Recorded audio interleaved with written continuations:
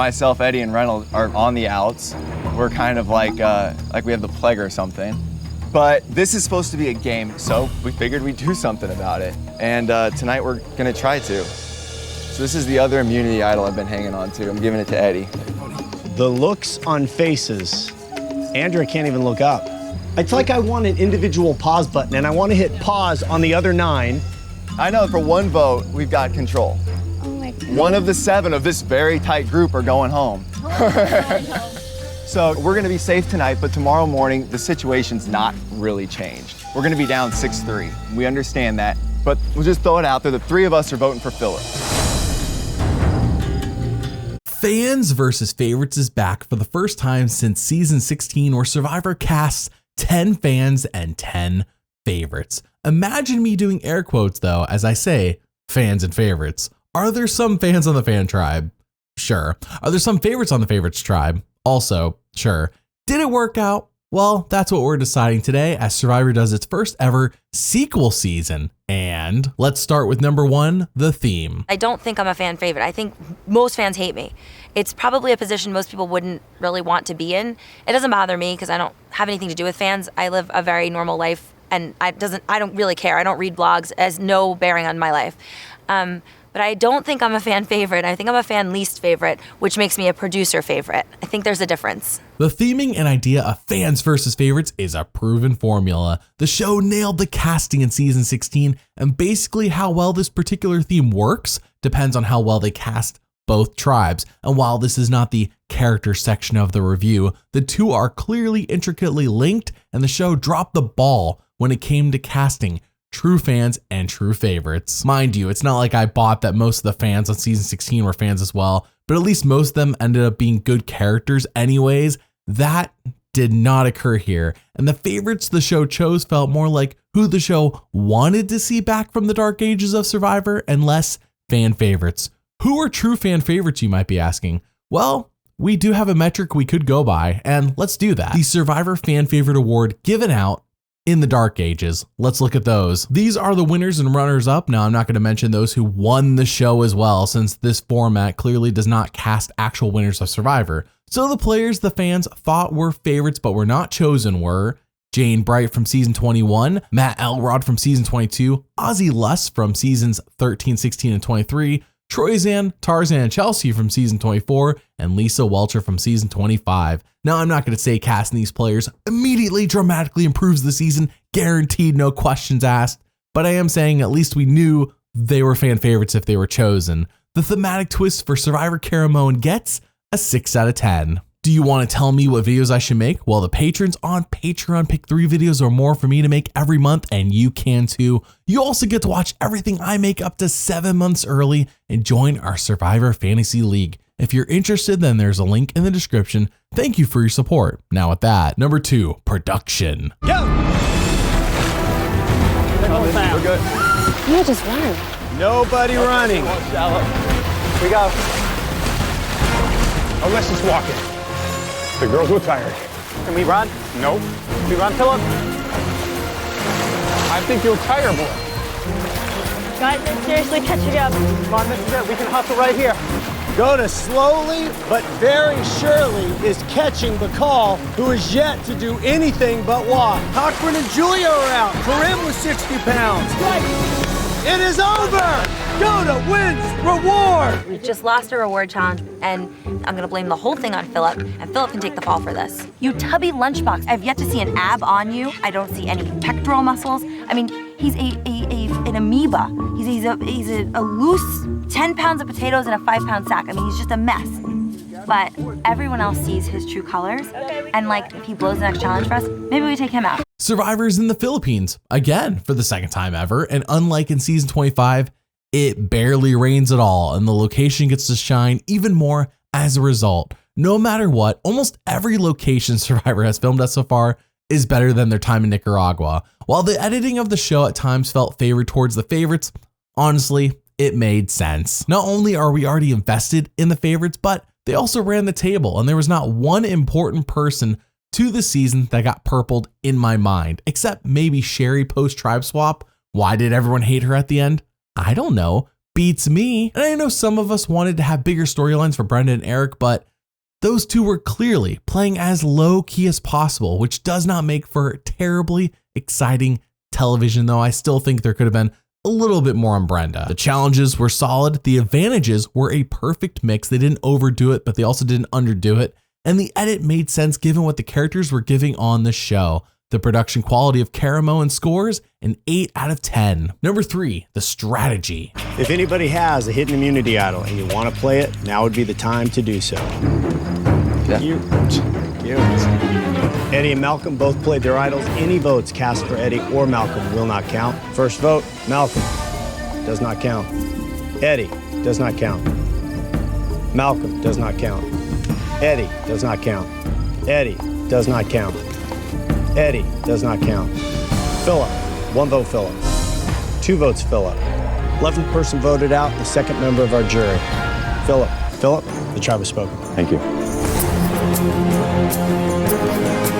Outside of the 3 amigos, a lot, and I do mean a lot of people, played a safe, strategic game. In my mind, there were not as many big swings as I was hoping for, and it felt more like everyone was just waiting for their turn to go. But what made the strategy interesting and appear not so dumb is that there was not one clear, definitive alliance or leader making it apparent what the boot order was. Like, sure, there was Stealth or Us, but Philip went pretty early in the post-merge game. Aside from Cochran and Dawn and the 3 amigos, everyone else was basically flying solo and could flip whenever they wanted to. Eric did it and reaped no consequences whatsoever for his actions, whereas Corinne tried to do the same and was immediately sniped. Where the strategy got interesting is with Dawn and Brenda, who built a strong emotional bond on the show, and even more considering what we heard on Ponderosa in those secret scenes, just for it to fall apart and for Brenda to create one of the most controversial moments ever on Survivor when she asked Dawn to take her teeth out at Final Tribal Council. Now, I ran a poll here on YouTube that got almost 5,000 votes, and from those votes, 56% of people said Brenda was in the right to ask Dawn, and 44% said she was in the wrong. I want to know, which side do you stand on? The strategy of Caramoan gets a 6 out of 10. Number 4, the characters. Dawn, you know how strong the bond that I thought I had with you was. It was so strong. Getting voted out by you, I mean, Cochran and Sherry did it too, but by you, that's where the pain came.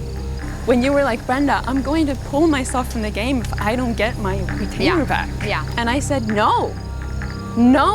I said, you're staying in this game, Dawn. I realized afterwards, I had Dawn's fate in the game literally in my hands. Tell me, would you really have given it up if you didn't have your teeth back? Something cosmetic. No, I wouldn't have. I need you to go beyond words this time, and I need you to prove it to me. I want you to take out your teeth, Dawn. Yeah, I'm not gonna do that. I want you to do I don't that. understand how that. I had your fate in my hand that day. Okay. And you're telling me, no, you didn't, Brenda. I would have stayed. It really wasn't a big deal. If you're asking me to take them out and like humiliate myself, I'm happy to do that because Okay. truthfully, No talking, let's I'm do happy action. to do it. There they are.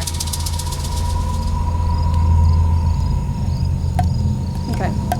Thank you. We talked about this a lot during the thematic portion of this review, but let's get more detailed on who was cast. First, the fans. No matter what you think about them, the casting of Reynolds and Eddie, with them being dumb jocks who were underdogs all season, it was pretty compelling to watch. The rest of the fans tribe, I mean, there were those 3 cute blonde girls in their 20s that kind of all blended together, and why was Julia cast? I know Cochran jokes that she isn't even good enough to be vanilla, which is mean, but what did they see from her in casting? I don't get it. I get the other ladies, though I don't get why they were all cast on the same season, but Julia, I don't quite get it. Shamar as well, he clearly had issues that should have been caught under psychological evaluations before ever stepping foot on the beach. In terms of the favorites, it made sense to bring back Cochran, Philip, Malcolm, Eric, and Brenda, but that's only half of the tribe. The other 5, those were not fan favorites. Now, I know Philip isn't a true fan favorite, but let's be real, he was too large of a character in the Dark Ages to not cast again. He was possibly the biggest character who wasn't a returnee. And the big question I have to ask is, why was Eric cast and not Natalie Bolton? Could Dawn have not been easily dropped for Natalie Bolton? You know, the woman Eric gave immunity to last season and was brought up multiple times this season, by the way. Like, that's a storyline that the show could immediately start with as a sequel to The Last Fans vs. Favorites. Did they ask her and she said no? There's nothing online saying that. This was a mistake. But let's talk about the elephant in the room, Brandon Hance, a super compelling character on South Pacific, but he should not have been brought back for Caramoan. This season filmed 1 year after South Pacific, and in that time, Brandon was made to look like a fool on TV for 14 episodes, had no family members come to the reunion, 6 months after they filmed it, 6 months before this season, except his uncle Russell, who publicly dunks on him on national TV to feed his own ego. And Brandon is only 20 years old, with a wife and 2 kids, and a history of being in a gang.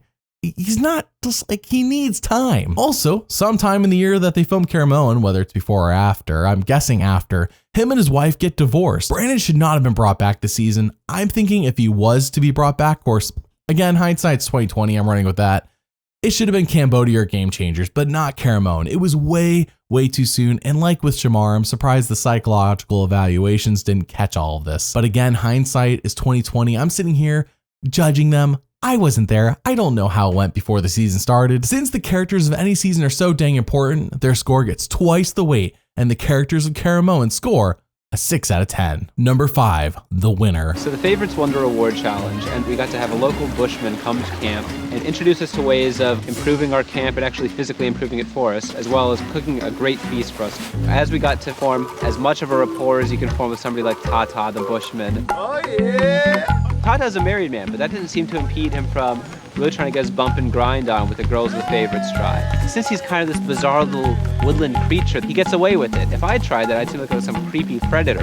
The girls found it delightful. They even were all kissing him on the cheek, which I'm sure will provide him with fodder for years to come in his mind and heart. Now, unlike last time on South Pacific, Cochran made no big moves and subsequently played a much more subdued game, kind of like Eric and Brenda. He toned down his quirkiness and played a lot safer and a lot smarter. What did that result in? The second ever perfect game on Survivor. Cochran received 0 votes against him all game. And then when he got to Final Tribal, got every single vote from the jury to win the game. Only JT on Tocantins accomplished this before him. And it makes me wonder, is it more impressive that JT did it on his first run? Or is it more impressive that Cochran did it against half a cast of all-stars? Aside from literally a couple of people, no one seriously considered voting him off. And what is wild is that this was filmed 1 year after South Pacific, and to compare how Cochran learned from last time to how Brandon Hance learned from last time just shows how wildly different these two people are. Cochran was still his usual self-deprecating self, and he still made mean comments about people. I mean, look what he said about Julia. He did more than that, but that's like the most prominent one. But the way he carried himself in South Pacific versus Caramoan shows a guy who hadn't changed much at his core, and yet he learned a lot from playing his first time on Survivor. Cochran's story and strategic play scores a 9 out of 10. So the big question is, should you watch season 26 Caramoan? In my opinion, yes. After having seen the Dark Ages seasons, aka seasons 21 through 25, though, you don't have to watch 24. No one hears from that season, so you could skip it. I believe that Caramoan is underrated and truly a tale of 2 seasons. The first half is drama and bickering. If you want people angry and fighting on Survivor, that's most of the pre-merge. But once everyone does finally merge, that is when the interesting strategy and personal relationships take center stage. Now, I'm not going to say Caramoan is some secret, top 10 season, how'd you not know that? But I am saying that the drama it brings scratches an itch that most safe and serene seasons of Survivor don't do. Survivor Caramoan's overall score is a 6.8 out of 10. Tune in next time as we review Survivor Blood vs. Water, and maybe, if we're lucky, a war crime will be committed and someone might vote off their own mother. Thanks for tuning in, and I'll see you all next time. Bye.